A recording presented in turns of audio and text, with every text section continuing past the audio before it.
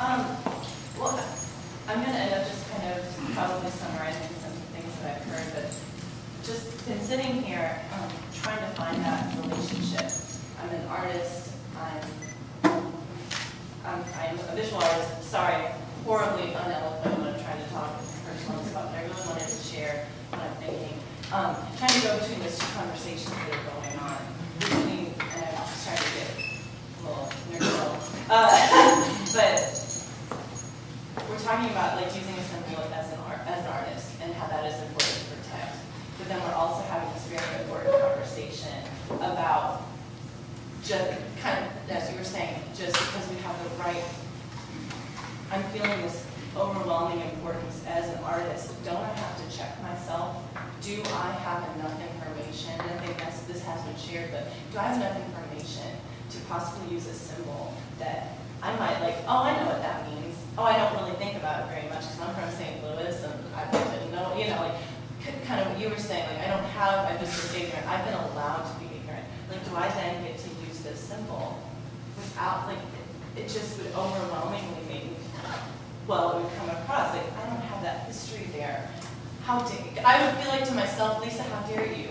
How dare you try and use something in your work that you kind of only sort of think you have an idea about, and it means so much more to someone else. So that's what I'm like finding this interesting interaction with. Like, it's a great conversation to have about art and what artists are, that they're allowed to do everything. But isn't it also our, well, I feel it's my job to also see, like, do I have, like, any symbol that, I'm starting to lose my point, but that is just what I've been left with, is like, since if you don't have the whole story, it means so much deeper to someone else, and I just kind of maybe thought about it. Maybe I just shouldn't have it in my work, is what I'm looking for. If I could just jump in. I think a lot of this, and there's a lot of different levels here in the conversation, from heritage, the systemic depth of racism in this country, to art. I mean, there's a lot of stuff we're talking about. And it's very hard for anyone to really say, well, yeah, that's right. Yeah, that's what we're talking about. But I think that, Julia, thank you for being the catalyst in this conversation, because it's time for the Nashville art world to start learning about things. And this is, back in the day, it was called consciousness raising. And I'm just saying that I wore a bra in the 70s, and I'm a feminist. I look like a affluent, perhaps dummy type person, but I'm a radical left-wing artist. And that's who I am, but you can't tell that necessarily by who I look like. However, we're talking symbols, and I think this painting has created a conversation in the community, and hopefully it'll elevate the conversation, because, and I mean the conversation about where art is in this community. You mentioned something about having the wherewithal to decide we have bad art and good art. Well, we aren't well educated in this community to really often discern that. And I think you're saying, I got took from what you were saying, you're struggling with knowing symbols. And in the 70s, the feminist movement showed a lot of symbols. The civil rights movement, there were symbols. And it was, you know, symbols are really important. And they're not just items and they're things to take seriously. I totally support Sheila B's work. I saw the irony in her work, but I'm a Canadian, I'm an immigrant, and I saw it in a totally different perspective. I am always astonished that no one sees the flag as a hateful item, or sees it as just not even there. But many of us see things or don't see things based on where we come from. So I think there's a lot in this conversation, and I think trying to kind of come to terms with it is probably, I suspect, may not really happen. I don't think anybody's going to, are we putting the painting back up at our restaurant? I don't know what the outcome of this will be. But I just think it's great to have a conversation where someone said that they didn't know that the flag was so hateful to people. If anyone walks away from here tonight realizing that that's the case, then that's very successful. And I think it's also important that we understand the value of symbols. I think the flag conversation you're saying, it is a distraction. Jason, I think you may have one. That's a very good point, but it's so damn important. There's been so much hatred in this country, and especially since our president came in, a lot more hate. And we all needed that to come down today in South Carolina. We all needed that. Maybe it's a step towards the healing.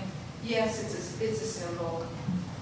They could burn them all, and it's not going to change racism. I don't know. Maybe it will. Maybe, the conversation for feminists move things along somewhere. Maybe the civil rights movement.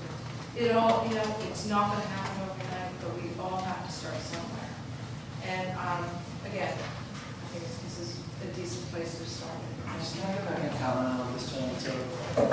I wonder, it seems like every few years a conversation starts somewhere, usually in some small town in the Midwest, where the idea comes along to produce an edited version of The Adventures of Huckleberry Finn by Mark Twain without the N-word in it. And I wonder to me, I would say that there was a lot more racial violence going on in his era when he wrote that book. And clearly he was a white man of privilege. Did he not have the right to use that symbol, that word?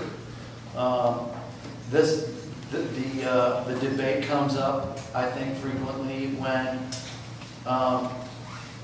white rap musicians try to use that word. I don't think it's for a society at large to decide who gets to use what symbols, what words, under any circumstances. I think if that were the case, where does it end? And who is the judge? And pretty soon what you have is a censored society. And I think that's very, very dangerous, because I think some of the art that has been the most inflammatory when it was produced has ended up being the most healing long term, being the most important long term. So I just want to say that. My name is Donna. Oh, no, you. Okay. And I just wanted to share a short story. I have the unfortunate experience as a 9-year-old to have a cousin who got killed by the police in California because of racism back in 1981.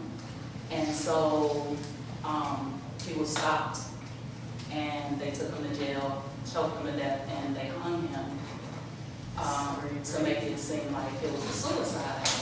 And so, I'm a little bit nervous, I'm sorry. But just over the years, it didn't dawn on me, you suppress all of these feelings, and then when I go back and I think on that time, as a child, it's like the things that I remember. He didn't look like himself in the casket, My aunt died of a broken heart years later, things like that. And my point is, you can burn the flag and racism is still there because there was no red flag, not to my knowledge, but when something like this comes up, 9 African Americans being shot just for no reason, and then the flag being debated as to whether it should come down, it's just kind of, I'm intimidated by that flag. I see, I will cross the street, it just, how you were explaining those things that you have to think about. But when I feel like if I'm not heard or if I feel ignored, it's a heritage, it means something other than racism. I would, if I feel heard, then I feel better. But racism affects people in ways that can't even imagine. I guess that's my point. Just wanted to share that story. Thank you for sharing that. And I read that story earlier and it literally brought me to tears. Thank you. I think you should share it with as many people as you I wanted to say thank you for telling us that, because I think sometimes all it needs is someone just saying, like, this is how it makes me feel, and that's all I have to say.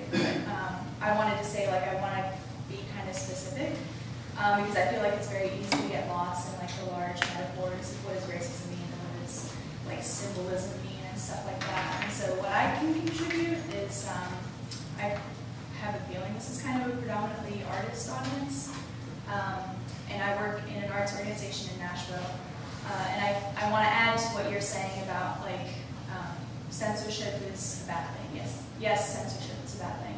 But there's also another tier of creation that happens, and it's when arts administrators or organizations or whatever, they select a painting to put up in a restaurant. They select a group of paintings to be in an exhibition about a theme. And there's another layer of responsibility that happens, and it's no longer about me, Andre, making something that represents, like, my brilliance or something. It's about thinking about who my audience is and why I'm presenting it and that kind of thing. So I think that's kind of what happened with the Sheila B painting.